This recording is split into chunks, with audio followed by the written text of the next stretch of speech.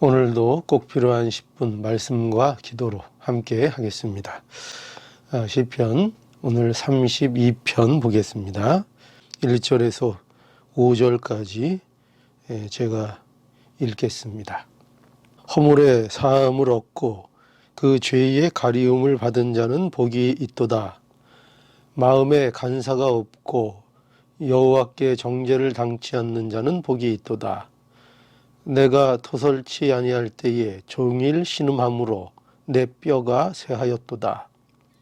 주의 손이 주야로 나를 누르시오니 내 진액이 화하여 여름 가물의 마름같이 되었나이다. 셀라. 내가 이르기를 내 허물을 여호와께 자복하리라 하고 주께 내 죄를 아뢰고 내 죄악을 숨기지 아니하였더니 곧 주께서 내 죄악을 사하셨나이다. 셀라. 5절까지 봉독했습니다. 보면 다윗이 자신의 그 인생 속에서 경험한 또 하나님의 은혜를 통하여 경험한 죄 사함의 문제를 또 하나님 앞에 감사하고 있습니다. 1절을 한번 보겠습니다.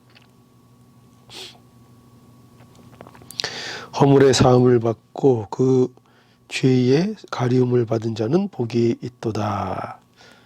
또 2절에도 보면은요, 마음에 간사가 없고 여호와께 정죄를 당치 않는 자는 복이 있도다. 여기에도 보면은 복이 있다. 누가 복이 있다고 말하고 있는가 하면은 마음에 간사가 없고 여호와께 정죄를 당치 않는 자가 복이 있다. 그러니까 반대로 생각하면 죄 사함을 받지 못하는 자는 불행한 사람이다. 이렇게 말할 수 있겠죠. 복이 없는 자, 우리가 늘 복이 있는 자에 대해서 말했잖아요. 그런데 이 복이 없는 자가 어떤 자이냐? 그 죄 사함을 받지 못하는 자가 복이 없는 자다. 죄 사함을 받아야 하나님의 나라에 들어갈 수가 있죠. 또 죄 사함을 받아야 하나님과의 관계에 회복이 있는 것입니다. 결국 죄 사함을 받지 못하면 이 세상 모든 것이 결국은 다 헛된 것이 되어 버리겠죠.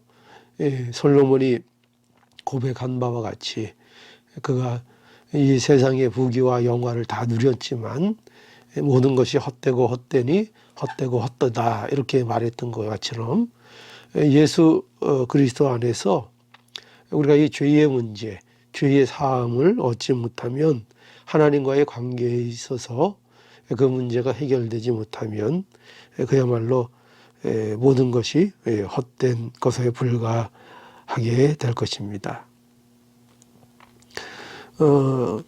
그런데 이러한 그 죄에 대해서 죄를 사하는 주체가 누구냐? 그것이 하나님이라는 것도 알아야 하겠습니다. 죄를 사하는 주체가 누구입니까? 우리의 죄는 오직 하나님께서 사하십니다. 여기 그래서 죄사함이 여기 어떻게 돼 있죠? 얻는 것이고요. 그죠? 죄사함을 얻고 그렇게 돼 있잖아요. 죄사함은 얻는 것이고 또 죄사함은 그 죄를 가리움을 받는 것이다. 그러니까 죄사함은 내가 할 수 있는 게 아니라는 거죠. 죄는 내가 사하는 것이 아닙니다. 내가 내 죄를 결코 사해 줄 수 없죠. 또 그 세상에 어떤 사람도 우리의 죄를 사해 줄 수는 없습니다. 그러한 권능이 또 그러한 권리가 없습니다. 오직 우리의 죄를 용서해 주실 수 있는 분은 오직 하나님만이 우리의 죄를 사하여 주십니다. 또 내 죄를 우리가 가릴 수가 없죠. 가린다는 것은 숨긴다는 것인데요. 사람이 자신의 죄를 가릴 수 없습니다. 아니 만약에 자신의 죄를 가린다면 자신의 죄를 숨긴다면 그것이야말로 악한 것이라고 말할 수 있겠죠. 오직 하나님이 은혜로 죄를 가리워 주시는 것입니다. 자, 그래서 누가 복이 있는가? 죄에 대해서 사함을 받는 자, 그 죄에 대해서 가리움을 받는 자, 그 마음에 간사함이 없고 여호와께 정죄를 받지 않는 자, 바로 그렇게 죄 용서함을 받은 자라야 참으로 복이 있는 자다. 이거 우리가 분명히 성경이 증거하고 있습니다. 또 3절에 보니까요. 내가 토설치 아니할 때에 종일 신음함으로 내 뼈가 쇠하였도다. 다윗은 내가 죄를 고백하지 않고 숨길 때에 종일 신음함으로 내 뼈가 쇠하였도다. 이렇게 고백하고 있습니다. 또 4절에도 마찬가지예요. 주의 손이 주야로 나를 누르오니 내 진액이 화하여 여름 가물에 마름같이 되었나이다. 셀라. 이 말씀도 마찬가지죠. 여기 죄를 숨길 때에 어떻게 되었다고요? 주의 손이 주야로 나를 눌렀다는 거죠. 나를 누르셨다. 그래서 나를 가만두지 않았다 하는 것입니다. 근데 여러분, 이것이 하나님의 은혜인 것을 아십니까? 우리가 우리의 죄를 숨기고 또 그것을 영원히 감출 수 있는 것처럼 이렇게 생각할 수 있지만요. 그러나 하나님께서 그 사랑하는 자들에게 그냥 두시지 아니하시고요. 그것으로 인하여 영원한 멸망으로 가지 않게 하시기 위해서 그 죄를 생각나게 하시고 그 죄로 인해서 또 고통당하게 하셔서 어떻게 합니까? 결국은 죄를 자복하도록, 그래서 회개하도록 이렇게 하나님께서 만들어 놓으신다 하는 것입니다. 그러니 어떻게 보면은 이렇게 죄 가운데 있을 때에 내 자신이 고통 중에 있고 어떤 상실감과 무력감에 빠지고 그런 것을 통해서 고통을 당하는 이런 일들이, 그것이 어떻게 보면 굉장히 괴로운 일이 될 수 있지만은요. 그러나 그 어떤 어려움과 상실이 오히려 하나님의 자비의 손길이 될 수 있다는 것입니다. 그래서 우리로 깨닫게 하시고 회개케 하시는 그 일을 하나님께서 하신다는 거죠. 자, 5절을 한번 볼까요? 그래서 다윗이 어떻게 또 말하고 있는지 5절 보겠습니다. 내가 이르기를 내 허물을 여호와께 자복하리라 하고 주께 내 죄를 아뢰고 내 죄악을 숨기지 아니하였더니 곧 주께서 내 죄의 악을 사하셨나이다. 예, 여기 보십시오. 결국 다윗이 어떻게 됐습니까? 죄를 고백하게 되었습니다. 죄를 고백합니다. 죄를 고백하니 하나님께서 그 죄를 사하여 주셨다. 이렇게 말하고 있습니다. 그러니 우리가 죄를 고백하게 되는 것, 이것이 큰 은혜인 것입니다. 우리의 죄를 하나님께서 알게 해주시는 것. 그래서 죄를 짓고 있을 때에 우리의 마음이 편하지 않고 우리의 육신이 편하지 않고 오히려 이렇게 그 뼈가 쇠하는 것 같이 그 상태가 여름에 가뭄의 마름같이 이렇게 고통을 당하는 것을 통해서 우리를 오히려 깨닫게 하시고 우리를 바른 자리로 돌아오게 하시는 것입니다.